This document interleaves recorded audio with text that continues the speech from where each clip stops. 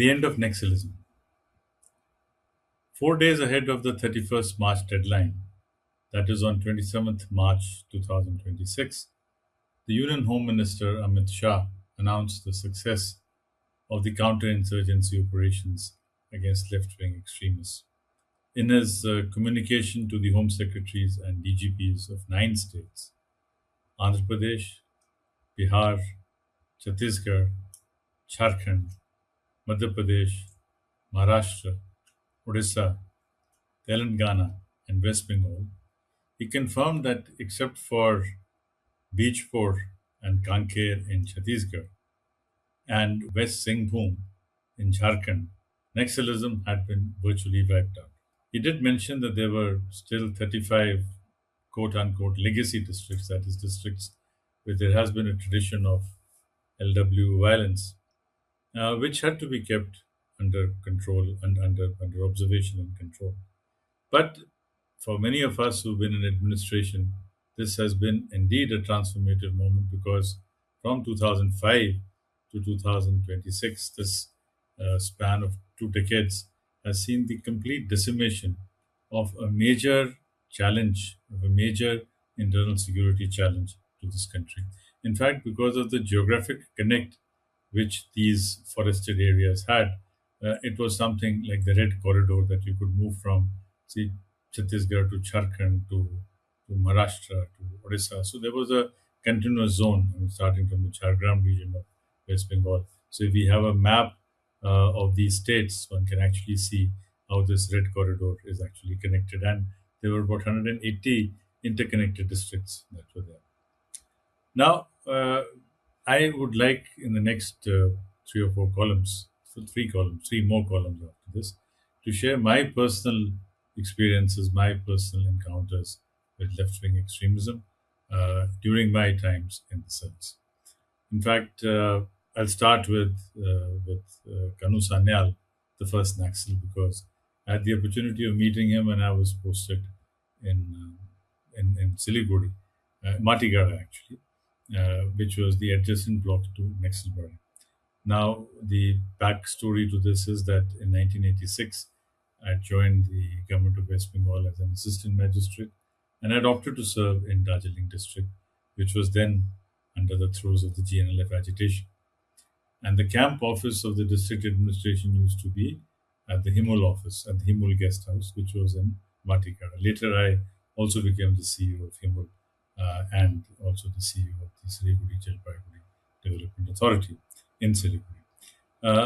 But at that point of time, the predominant point for us, we were more concerned about the GNLF agitation because it was a very strong agitation, and Kanu Sanyal and the Naxal factor did not really count for much, although we were in the same geographic vicinity. After the GNLF agitation, there was the GNLF Accord, and settlement was done with Subhash Singh, and the Gorkhaland Territorial Administration was set up.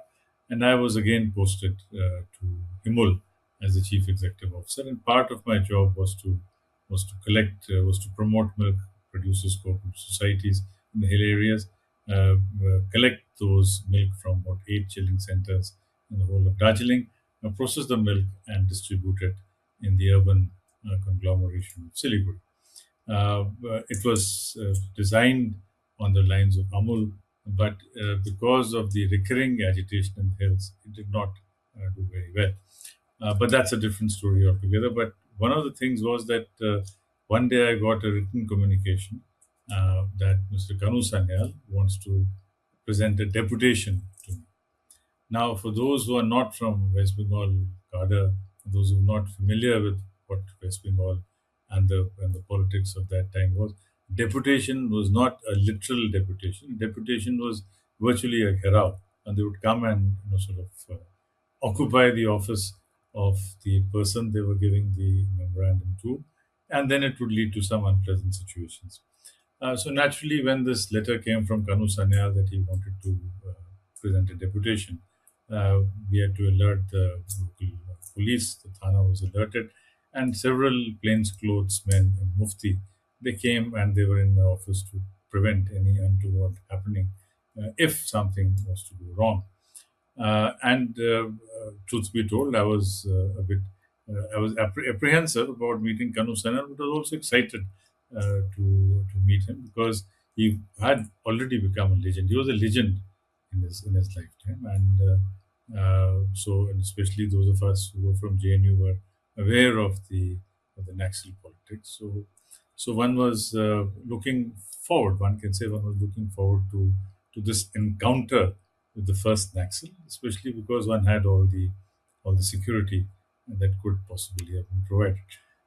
When Kanu Sanhal came, it was a bit of a disappointment because he was a very soft-spoken person. He did not look like the lean, mean, hungry man that I thought he would be. He talked very logically and made his points. And he was also very clear that some of the things could have been sorted out and some of the things could not have been sorted out. So I requested him to have a cup of tea with me. He first just refused, but then I told him that I'm from JNU. So he said, okay, we'll have lal cha. So that is tea without milk and sugar.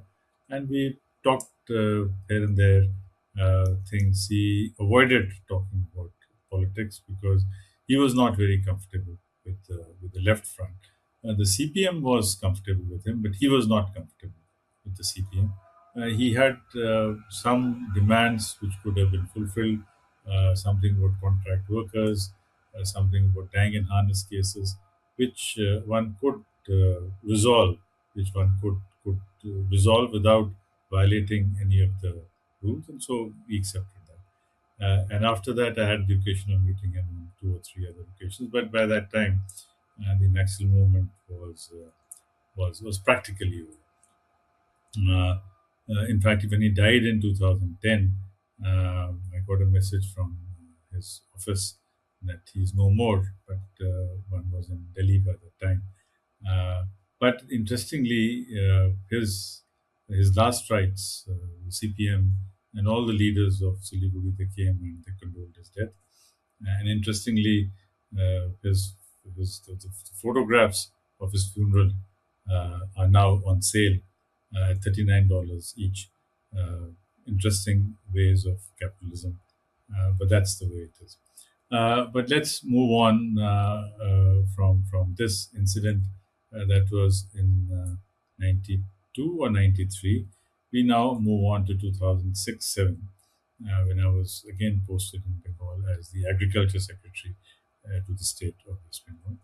And that was the time when Buddhadev Bhattacharya was planning or was trying to industrialize the state.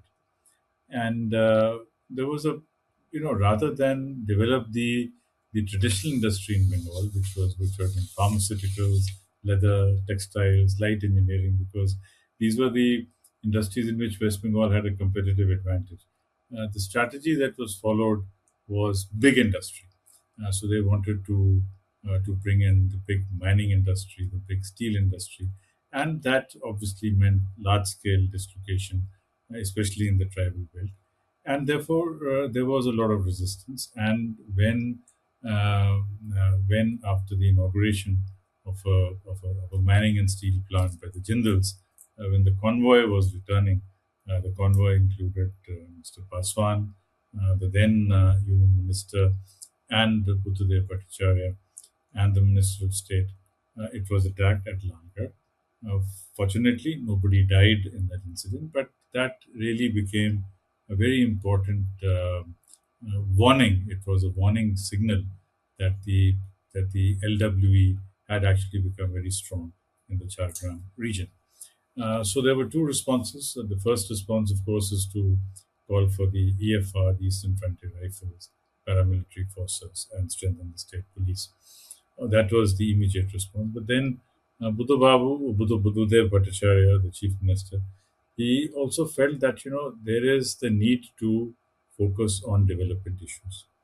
And one of the things that he realized was that, unlike in many other parts of the state, where the CPM would be in the forefront of a political dialogue, one of the first things which the Naxals had done there in Jharkhand was to ensure that the CPM cadres had to flee, and there was no political dialogue with the CPM, and therefore That was a mandate which, therefore, the chief minister wanted the officers to go out, reach out to the in this tribal belt, understand what the problems were, and to the extent possible, try to address the development issue. So that is how some of us who were officers in the agriculture department, in the rural development department, in education department, health department, the so-called development departments, we were asked to reach out to.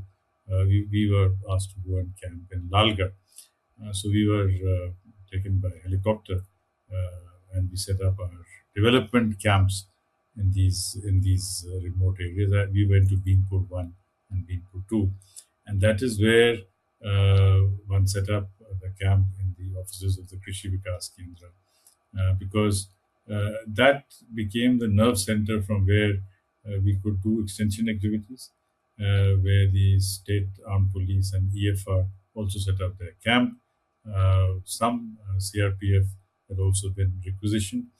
The whole idea then was to set in motion a development process to ensure that all the that the that what had that what had started failing, that is, extension services were not reaching, rural credit was not happening, the lamps had become dysfunctional, the schools had become dysfunctional, the doctors had left the PHCs. Now the idea was that unless we can restore administration, unless the positive side of administration is also restored, we will not be able to carry on with the dialogue with the people who are disaffected with administration. So this I call the Lalgarh approach, which is a dual approach. That is, on one side, you ensure that there is a strong presence of the police and the paramilitary forces, and at the same time, you also continue the development dialogue, because both must go hand in hand if we want to resolve this issue. And over the next three episodes, I'll share with you the story of O.P. Chaudhary, who did a lot of excellent work in Dantewada. I'll also tell you about what implications were there when the PESA and the FRA and the Pradhan Mantri Bandhan Yojana was introduced. And finally, of course, we'll talk about Samadhan, the final salt. Thank you.